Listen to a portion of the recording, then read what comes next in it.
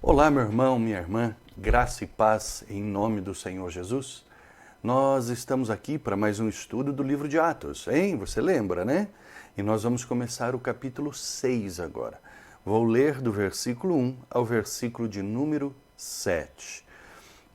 Diz assim: Ora, naqueles dias, multiplicando-se o número dos discípulos, houve murmuração dos helenistas contra os hebreus, porque as viúvas deles, dos helenistas, estavam sendo esquecidas na distribuição diária.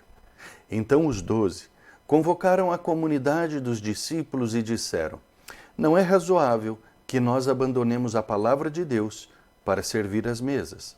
Mas, irmãos, escolhei dentre vós 7 homens de boa reputação, cheios do Espírito e de sabedoria, aos quais encarregaremos deste serviço. E quanto a nós, nos consagraremos à oração e ao ministério da palavra.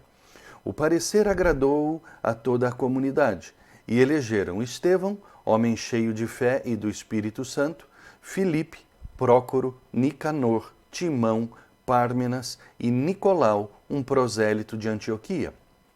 Apresentaram-nos perante os apóstolos, e estes, orando, lhes impuseram as mãos. Crescia a palavra de Deus, e em Jerusalém se multiplicava o número dos discípulos. Também muitíssimos sacerdotes obedeciam à fé. Muito bem, o capítulo de número 6, ele introduz aqui algumas coisas muito interessantes. Eu vou começar até de trás para frente. Primeiro, ele introduz o ensinamento de que a igreja estava no seu começo e ela estava crescendo muito. Tanto no começo dessa passagem quanto no final, falava que aumentou muito o número dos discípulos. Ou seja, a palavra de Deus estava sendo pregada e as pessoas estavam se convertendo. Nós vemos aqui sacerdotes obedecendo à fé, ou seja, abandonando o judaísmo, como nós já vimos a respeito ali de Barnabé, no final do capítulo número 4, que ele era um levita também.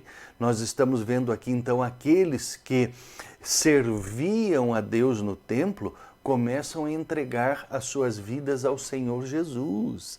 Olha aí que bênção, né? E a igreja então começa a crescer. Mas aqui, como eu disse, vai começar a introduzir algumas coisas. E nós estamos vendo que a igreja, ela por enquanto, ela só existe em Jerusalém.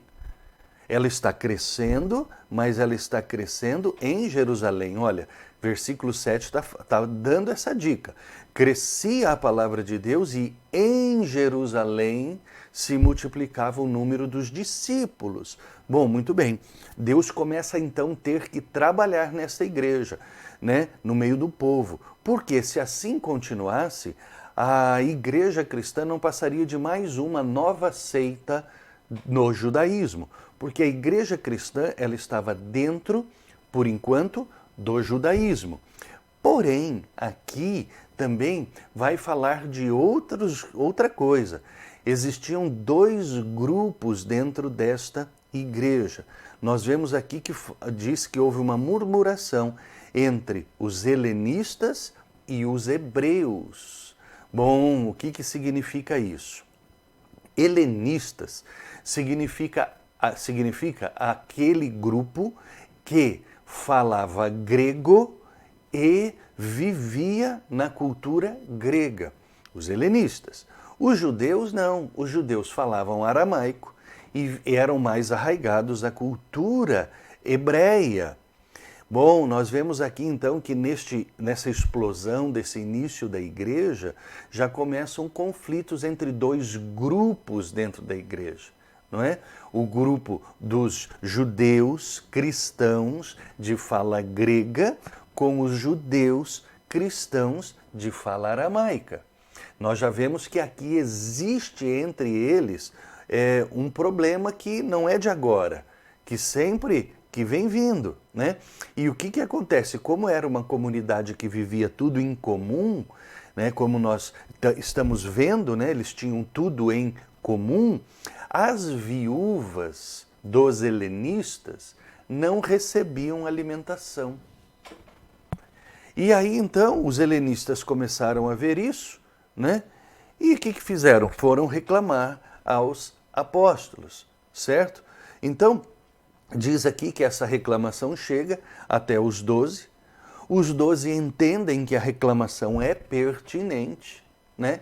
Só que não seria conveniente que os 12 deixassem de pregar a palavra e de orar para servir as mesas. Então havia a necessidade da criação de um novo ministério, que aqui nessa passagem fala sobre, né, o tema aqui é a instituição do diaconato, que é aqueles que fazem o trabalho, vamos dizer assim, pesado dentro da igreja, fazendo aquilo que há necessidade de fazer, né? Só que eles dizem aqui então, eles falam assim, olha, é pertinente, mas vocês, dirigindo-se aos helenistas, eles dizem assim, escolham entre vocês, dentre o grupo dos helenistas, 7 homens de boa reputação, cheios do espírito e de sabedoria, e nós vamos encarregar deste serviço. Então, entre eles escolheram, dentre os helenistas, 7 pessoas. E aqui também vai introduzir o nome desses 7 para fazer uma transição, né, do foco agora para esse grupo de helenistas que vai começar a expandir a pregação sobre a terra.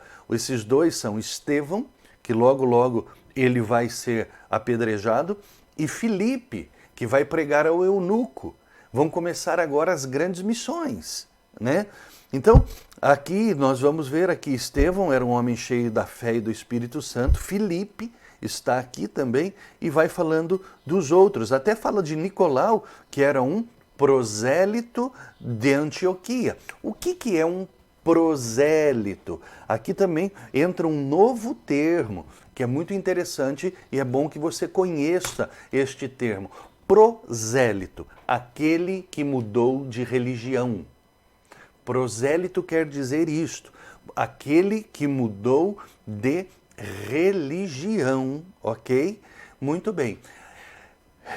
É bom a gente falar um pouquinho sobre o prosélito, porque prosélito é uma coisa e discípulo é outra. Muito bem, qual é a diferença? Prosélito é simplesmente aquela pessoa que mudou de religião. Por exemplo, vamos fazer um evangelismo? Vamos. Aí faz um evangelismo, uma pessoa lá, ela se converte e entrega a sua vida ao Senhor Jesus. Beleza, você está salvo, aleluia, e pronto, e abandona ele dentro da igreja. Não fez um discipulado com ele. O que acontece? Ele está vivendo uma nova religião, mas ainda arraigado àquela antiga. Porque o que ele conhece é da antiga. Ele precisa ser discipulado. Para quê? Para que ele conheça o novo caminho. Para que ele conheça, né, agora as bases da religiosidade que ele está vivendo. Então entendam uma coisa, evangelismo sem discipulado nada mais é do que proselitismo. É só fazer a pessoa mudar de religião.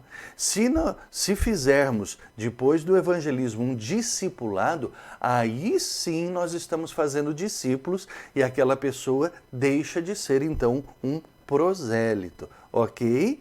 Isso é importante também. Esses conceitos são muito importantes de nós entendermos. Ok? Então você entendeu aqui quem eram os helenistas, né? Era um grupo de cristãos, né? De judeus cristãos, mas que falavam grego e viviam uma cultura grega. Haviam os hebreus, judeus cristãos, nesse papel aqui, judeus cristãos de fala aramaica e arraigados, né, à cultura hebreia, né? As viúvas sabemos quem são, né? E já vimos aqui então sobre Estevão, né? E sobre Filipe e os prosélitos. Muito bem, amanhã nós vamos voltar. Vamos voltar para continuar estudando a palavra de Deus e para que você entenda um pouco mais, para todos nós entendermos um pouco mais. Para entendermos, precisamos estudar. Então, que Deus te abençoe e até amanhã.